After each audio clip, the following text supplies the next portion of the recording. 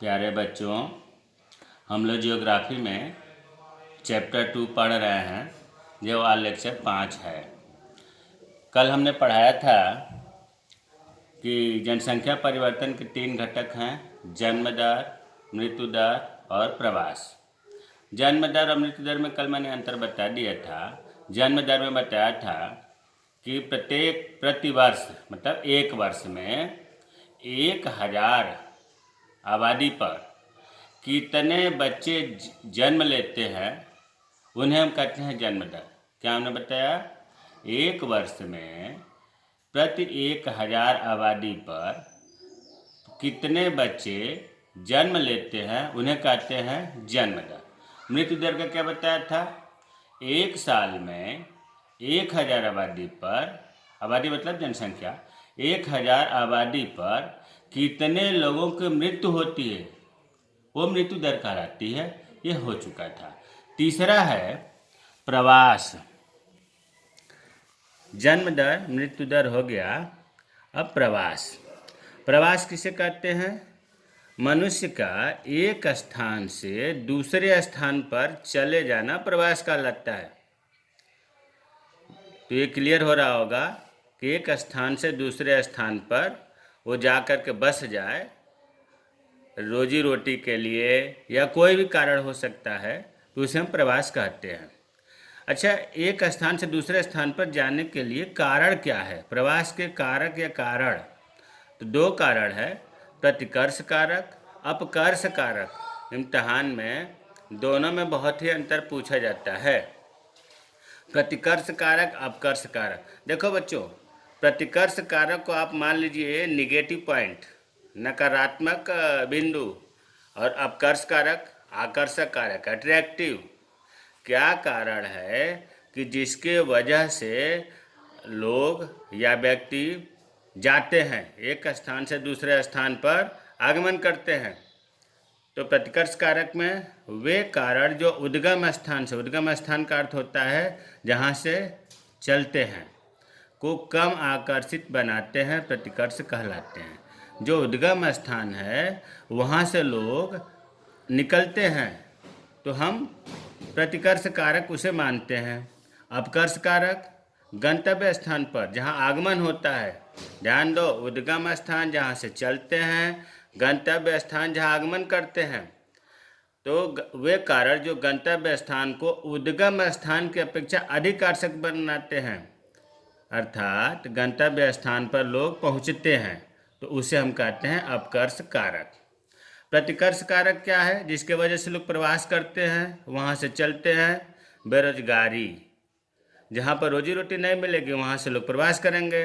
रहन सहन का निम्न दशाएं, वहाँ पर रहन सहन की दशाएं अच्छी न हो, प्राकृतिक आपदाएं आती हों, बार बार महामारियाँ आती हों, तो ये सब प्रतिकर्ष कारक है। एक स्थान से दूसरे स्थान पर जाने के लिए ये उत्तरदायी हैं।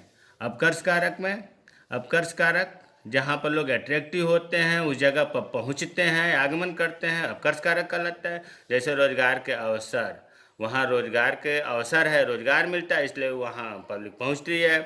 रहन सहन की अच्छी दशाएं होती है, वहाँ शांति रहता है, स्थायित्व रहता है, उत्तम जलवायु रहता है। जहाँ पर जलवायु अच्छी होगी, रोजगार मिलेगा, लड़ाई झगड़ा का डर नहीं रहेगा, वहीं पर तो लोग जाएंगे। तो ऐसे कारक उत्तरदायी होते हैं अपकर्ष कारक के लिए। प्रतिकर्ष कारक में किसी क्षेत्र की जनसंख्या का आकार छोटा होता है। मान लीजिए कहीं आबादी है, वहाँ से कुछ लोग चले गए, प्रवास कर गए, तो वहाँ का आकार छोटा होगा। छोटा आकार का मतलब हुआ कि जनसंख्या कम होगी। अपकर्ष कारक का मतलब हुआ कि जहाँ पर जाएंगे लोग, जहाँ पर बसेंगे, आगमन करेंगे, वहाँ का आकार बड़ा होगा, अर्थात वहाँ की आबादी बढ़ेगी। तो अब हमें समझ में आ गया होगा आप लोगों को कि प्रवास के 2 कारण है। अब प्रवास के प्रकार: अस्थाई प्रवास और अस्थाई प्रवास। देखो बच्चों, अस्थाई प्रवास का मतलब है, नाम से ही लग रहा है कि अस्थाई रूप से बसने के प्रक्रिया को अस्थाई प्रवास कहते हैं। और अस्थाई प्रवास ये कुछ समय के लिए होता है, वार्षिक होगा, मौसमी होगा, साप्ताहिक, दैनिक भी हो सकता है। आप लोगों को इस पर ज़्यादा ध्यान नहीं देना है, स्थायी प्रवास ही देना है। अस्थाई प्रवास 2 प्रकार का होता है: बाह्य प्रवास आंतरिक प्रवास। ये महत्वपूर्ण है, इसे ध्यान से समझिए। स्थायी प्रवास दो प्रकार का होता है, बाह्य प्रवास, आंतरिक प्रवास। इनके बारे में यहाँ लिखा है, देखो बाह्य प्रवास को यहाँ डेफिनेशन लिखा हूँ। अंतर्राष्ट्रीय सीमाओं को पार करने वाला प्रवास बाह्य प्रवास कहलाता है। इसका मतलब हुआ, सीधी सी बात है कि दूसरे देश में, अंतर्राष्ट्रीय सीमा तो तभी पार करेंगे जब हम दूसरे देश में जाएंगे। तो जब दूसरे देश में जा कर के रहने को, बसने को बाह्य प्रवास कहते हैं। आंतरिक प्रवास क्या है? किसी देश के अंदर विभिन्न क्षेत्रों के मध्य होने वाले पारस्परिक प्रवास को आंतरिक प्रवास कहते हैं। ये अपने देश की बात है या एक ही देश की बात है। जब हम अंतर्राष्ट्रीय सीमा पार करके प्रवास करेंगे तो बाह्य प्रवास, और जब देश के अंदर ही एक स्थान से दूसरे स्थान पर प्रवास करेंगे तो होगा आंतरिक प्रवास। ये चीज़ क्लियर हो गया होगा। आंतरिक मतलब अपने अंदर की ही बात हो रही है, बाह्य का मतलब कि अपने देश से बाहर की बात हो रही है। बाह्य प्रवास दो प्रकार का होता है, अप्रवास और उत्प्रवास। ये बहुत ही बार पूछा जाता है और अक्सर बच्चे कन्फ्यूजन में पड़ जाते हैं, क्योंकि दोनों में थोड़ा सा अंतर है। तो यहाँ ध्यान से समझेंगे, पूरा दिमाग लगा करके दोनों में अंतर क्या है। देखिए, अप्रवास, पहले तो ये जानिए कि बाह्य प्रवास के दोनों प्रकार है, अप्रवास और उत्प्रवास। इसका मतलब कि दोनों विदेश की बात हो रही है, दूसरे अंतर्राष्ट्रीय सीमा पार करने का इसमें बात आएगी। तो अप्रवास क्या है? विदेश में स्थायी रूप से बसने के लिए जाने की क्रिया को अप्रवास कहते हैं। जैसे कोई व्यक्ति है और अमेरिका जा कर के, कनाडा जा कर के वो वहाँ बस गया स्थायी रूप से, अब वो वहाँ से यहाँ आएगा नहीं इंडिया में, तो ऐसी स्थिति को हम अप्रवास कहते हैं। विदेश में स्थायी रूप से, एक शब्द आ रहा है स्थायी रूप से, बसने के लिए जाने की क्रिया को अप्रवास कहते हैं। अरे हिंट बना लो, अ मतलब होता है नहीं, अर्थात वो फिर नहीं आने वाला है, अप्रवास। अब उत्प्रवास, उत्प्रवास भी विदेश में ही जाकर बसेगा, क्योंकि वह प्रवास का प्रकार है।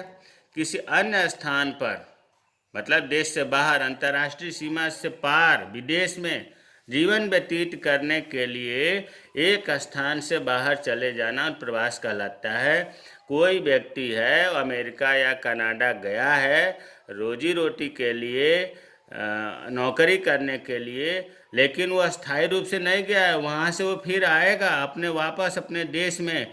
ऐसे प्रवास को उत्प्रवास कहते हैं। अप्रवास और उत्प्रवास में कन्फ्यूजन नहीं होना चाहिए, वेरी इंपॉर्टेंट है दोनों में अंतर और डेफिनेशन। अब आते हैं आंतरिक प्रवास। आंतरिक प्रवास अभी बताया गया था कि किसी देश के अंदर विभिन्न क्षेत्रों के मध्य होने वाले पारस्परिक प्रवास को आंतरिक प्रवास कहते हैं। यह भी दो प्रकार का होता है, अंतर्राज्यीय प्रवास, अंतर्राज्यीय प्रवास।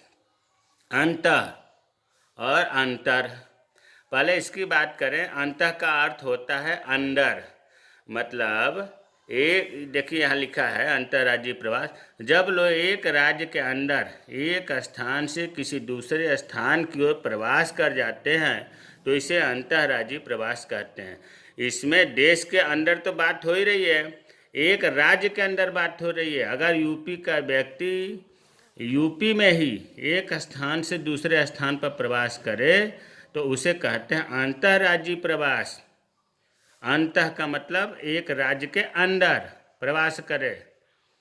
अंतर्राज्यीय प्रवास, किसी एक राज्य से दूसरे राज्य की ओर प्रवास अंतर्राज्यीय प्रवास कहलाता है। जब यूपी का एक व्यक्ति यूपी से बाहर, ध्यान देने की बात है, देश से बाहर नहीं कर रहा हूँ, एक प्रदेश से दूसरे प्रदेश के किसी स्थान पर प्रवास करे तो उसे हम कहते हैं अंतर्राज्यीय प्रवास।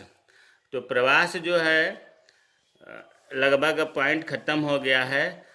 जनसंख्या का पाठ चल रहा है, चैप्टर 2 बहुत ही महत्वपूर्ण है, इससे क्वेश्चन आते हैं। इसलिए आप प्रतिदिन डेली का डेली नोट बनाते जाइए, याद करते जाइए, ताकि आने वाले समय में आपकी बोर्ड परीक्षा के लिए ज़्यादा टेंशन का कार्य ना हो।